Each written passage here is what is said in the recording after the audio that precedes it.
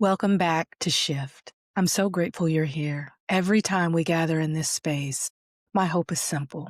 I want you to feel seen. I want you to feel strengthened. And I want you to walk away with something that helps you stand a little taller in your purpose. Season 3 is all about function, not the excitement of the idea, not the thrill of the assignment, but the discipline of actually living in what God has trusted you to build. And today, we're stepping into one of the conversations that every leader should have. Every leader, every husband, wife, parent, and partners in purpose. What does it mean to lead when life is raining on you? What does it mean to stay steady when the storm is hitting your home? What does it mean to keep walking in your purpose when your emotions have every reason to take the lead? I've invited again my husband, who's walked with me through every kind of storm. My husband is someone who's covered me, challenged me, stretched me, and prayed for me in moments where I didn't have the language to pray for myself. My husband, my friend, my partner, and every calling God has placed on our lives is here today. And if you know anything about our 22-year journey, you know this conversation is not theory, it's lived truth. We've walked through joy and sorrow, loss and recovery, blended family dynamics, health battles, financial pressure, ministry assignments, and seasons where we had to learn emotional maturity in real time. We had to learn how to shift from reacting to responding, from fear to faith, from old patterns to new wisdom. And through it all, we discovered something powerful. God doesn't ask us to stay dry. He asks us to stay covered. Today I want you to listen not just for the story, but for the strength. Listen for the way God builds character under pressure. Listen for the way purpose matures in the storm.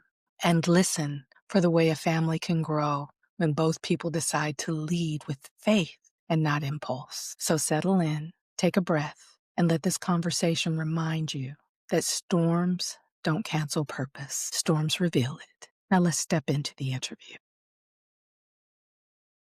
So if I'm honest, and I'm honest, you've always been the steady one in the storm. But what does that look like when your faith is tested and you still have to lead your family? That is a phenomenal question. And I'm not alone in this because you carry that burden just as much as I do. But here is something I understand as a man of faith, as a husband, as a father. I understand that I was crafted to get wet. I was crafted to get wet. So though I see the storm, though I feel the rain, I know that ultimately I need to put an umbrella over my wife's head. I need to ensure that she doesn't get wet. I need to put that umbrella over my children's head to ensure that they don't get wet, and understand at the same time, though the wind is blowing, I was built for this. I was made for this. I am God's covering for my family. I don't take the charge lightly, but I also understand that it is He who gives me all that I need in that storm. Mm-hmm. Now, I flip that to say, if I am timid about getting a little wet, there's danger that can happen in my family and with my family. So I have to understand that there are times that will come where I will be ill-equipped, that on those days where I didn't bring the umbrella, I have to be willing to take off my shirt to cover I have to be willing to take off my jacket to cover my sons and my daughters. I have to be willing to go that extra step with the understanding that this is my call. This is my first ministry. I'm built for this. But I must say, to God be the glory, that I have a spouse such as the spouse I have, because again, I'm not alone in this burden. You are phenomenal at giving us balance in the storm. There are times when I pull out a raggedy umbrella and lo and behold, my wife has a pocket rocket umbrella in the purse. So those things are parts of what makes the storm manageable. I'm not, by no stretch of the imagination am I saying that storms are easy to weather, but I am saying that I understand what my charge is as a husband, father, and as a man of faith. So I trust in the promise umbrella of God. I trust in the love umbrella of God. I trust in the faith umbrella of God. And more than anything, I trust in the grace umbrella of God. I trust that it will cover all that needs to be covered in those moments of storm. So that's how I do it. But again, I'd be doing a disservice to this phenomenal life that God has afforded me if I didn't flip that question back on you, because you have weathered so many storms. So same question to you. I really love the analogy that you gave with the getting wet. You have to, sometimes we want to walk through and we want to stay dry. It's kind of like a diamond. Everybody wants to shine, but nobody wants to get Nobody cut. wants to get cut. And for us to continue to grow and mature in our faith, that cutting has to take place. We have to get wet. But like you said, being anchored is having an umbrella. And being in a partnership, not only with a husband and a wife, but with God, is if you didn't bring an umbrella today, let me have, what's our backup plan? Amen. And also, another thing for me is in those moments, it's not perfect. I don't ever want anybody to walk away feeling like we just were always prepared and all of those things. We feel the emotion, the doubt, the self-doubt. Am I leading my family well? Am I doing enough? All of those things. But then that maturity along the way and along the years has told us that when self-doubt comes, when accusations comes, those aren't from God. God doesn't accuse, he convicts. There's a big difference there. So remembering that and realizing where those voices are coming from so you can shift into your faith and you can focus on his word are critical anchors in those moments while we're leading our family. Amen. That was good.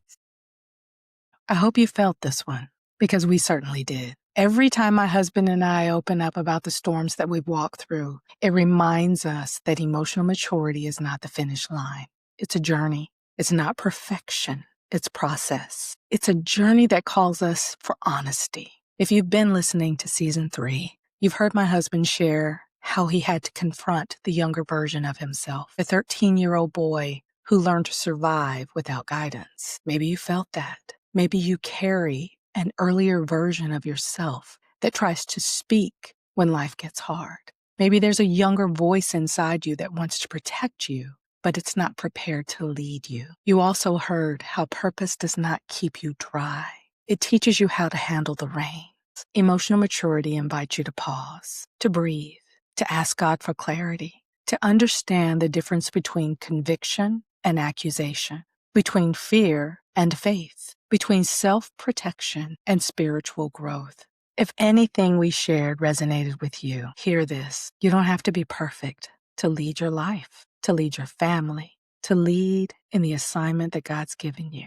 You don't have to have all the answers, nor do you have to feel strong to be steady. God built you for the places he's called you to. You are his handiwork, crafted with intention, equipped with purpose, strengthened with grace. When life rains, God covers. When storms rise, God anchors. When fear whispers, God speaks louder.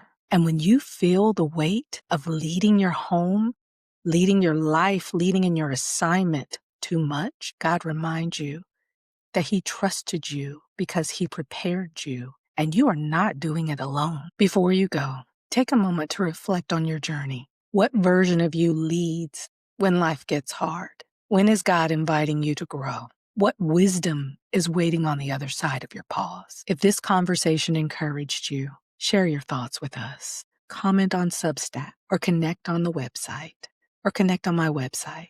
We love hearing how God is shaping your life through these conversations. We love hearing how God is shaping your life through these conversations. Thank you for joining us today. Thank you for leaning in.